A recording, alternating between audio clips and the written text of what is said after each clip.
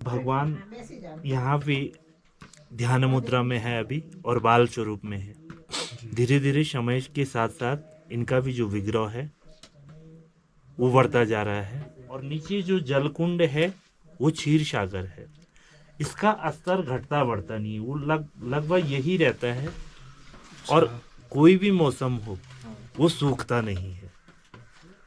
बाहर का टेम्परेचर अगर 25 से 30 भी हो माइनस, तब भी वो पानी जो जलकुंड है वो जमता नहीं है। तो जैसे जैसे समय बढ़ता जाएगा जी जी यहाँ पे भगवान विष्णु अपने चतुर्भुज रूप में प्रकट होंगे और पूरी बद्रीश पंचायत जो होती है, जैसे इसमें नारद जी है जी कुबेर जी है, जी तो वो सारे उभर के आएंगे इसी शिला पे। जय Shri Ram friends, welcome to dreams destination. Himalayan series में आज 28th एपिसोड है और हम आपको ले आए हैं एक दिव्य और रहस्यमय स्थान पर जिसका नाम है भविष्य बद्री मंदिर।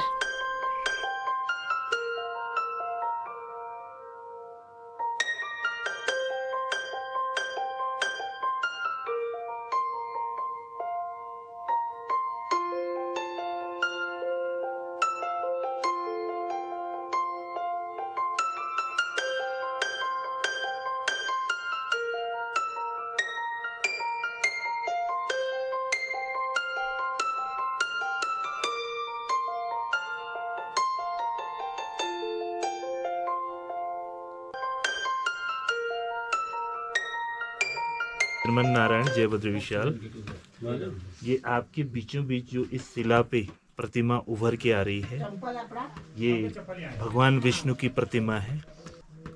भगवान यहाँ पे ध्यान मुद्रा में है अभी और बाल स्वरूप में है। धीरे धीरे समय के साथ साथ इनका भी जो विग्रह है वो बढ़ता जा रहा है। भगवान के तिलक के ठीक नीचे 2 अंगुल नीचे भगवान के 2 सुंदर सी नेत्र आ रही हैं। हाँ जी आ रहा है ठीक, और वो भगवान का मुखमंडल है जी और भगवान के ठीक नीचे आपको पदरस दिखाई दे रहे होंगे, चरण पादुका। हाँ जी हाँ जी और उधर साइड भगवान इस मुद्रा में बैठे हुए हैं, एक उंगुल नीचे की तरफ आ रही है जहाँ पे ये तिलक लगा हुआ। हाँ जी हाँ जी हाँ जी दिख रहा है इधर ये से। वाली।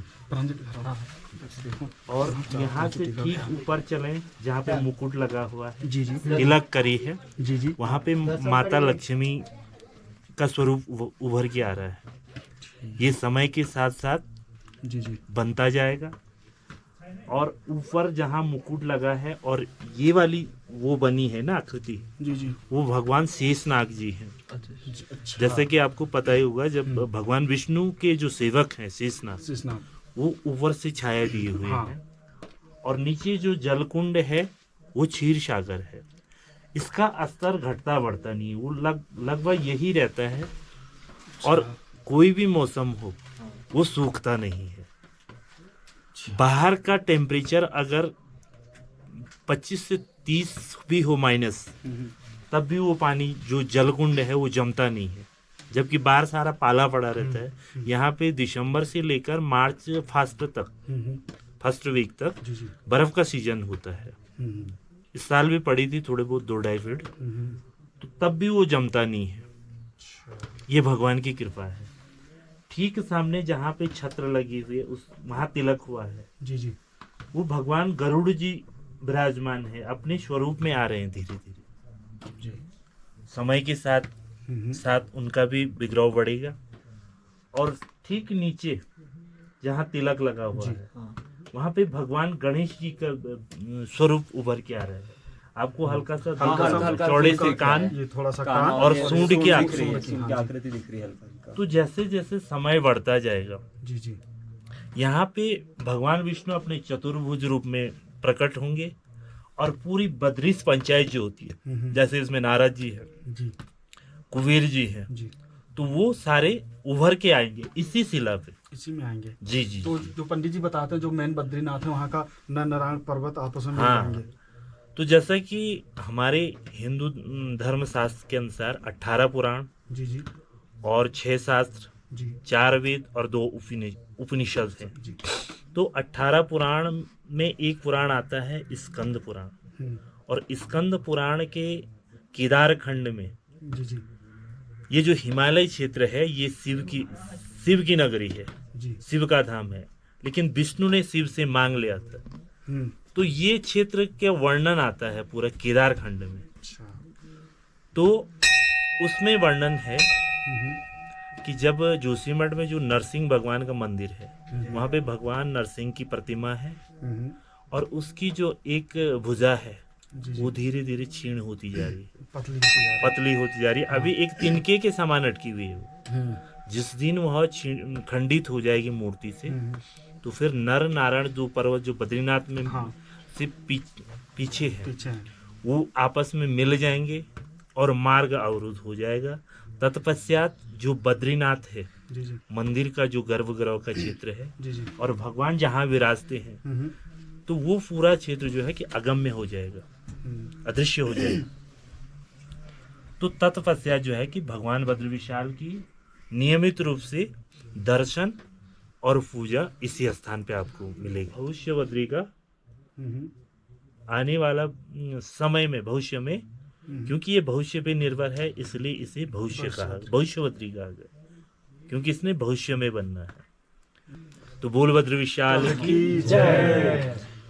जैसा कि नीचे जोशीमठ में नीचे एक मंदिर है नरसिंह बद्री, तो हमारे पुराणों के हिसाब से जो भगवान जी की हाथ की कलाई है भगवान विष्णु की, तो पतली होती जा रही है। अभी एक तिनके के समान आप कह सकते हो रुका हुआ है।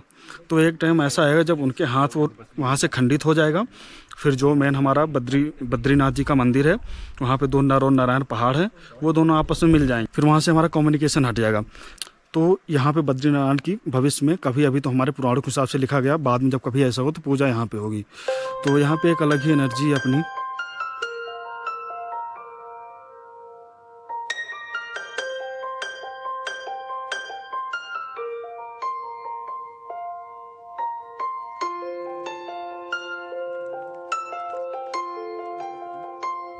भविष्य बद्री मंदिर का इतिहास ऐसा कुछ है। जोशीमठ में जो मंदिर है, उसी मूर्ति का हाथ धीरे धीरे करके पतला होते जा रहे हैं, और वो पूरा पतला होके जिस दिन वो हाथ टूट जाएगा, मेन बद्री धाम का रास्ता बंद हो जाएगा। वहाँ पे जो पहाड़, 2 पहाड़ है, नारायण पहाड़, वो ड्यू टू सम रीजन आपको पता है, वो रास्ता क्लोज हो जाएगा। और भविष्य में इसी मंदिर में बद्री विशाल जी का पूजा किया जाएगा। ऋषिकेश से जोशीमठ और जोशीमठ से भविष्य बद्री मंदिर के लिए एक छोटा सा गांव है, सुहाई गांव। यहाँ तक आपको टैक्सी बुक करके आना पड़ेगा, क्योंकि यहाँ तक पब्लिक कन्वेंस नहीं है। तो टैक्सी स्टैंड में गाड़ी खड़ी करके 250 मीटर के आसपास ये पैदल ट्रेक करना पड़ेगा। ये मंदिर लगभग 2240 मीटर की ऊंचाई पर हिमालय के घने पाइन्स का फॉरेस्ट के अंदर घिरा हुआ है। आप देख पा रहे होंगे ये कितने घने पाइन्स का फॉरेस्ट है।